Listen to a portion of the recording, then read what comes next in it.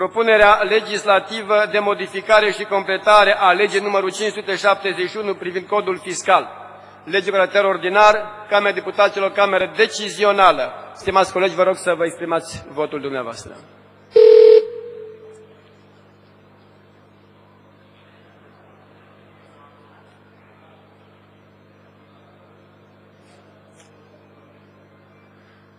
...286 de voturi pentru, 2 împotrivă, 2 abțineri. Propunerea legislativă a fost adoptată.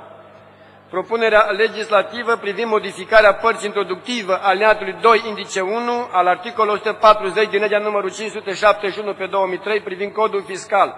Lege ordinară, suntem cameră decizională. Vă rog să vă exprimați prin vot.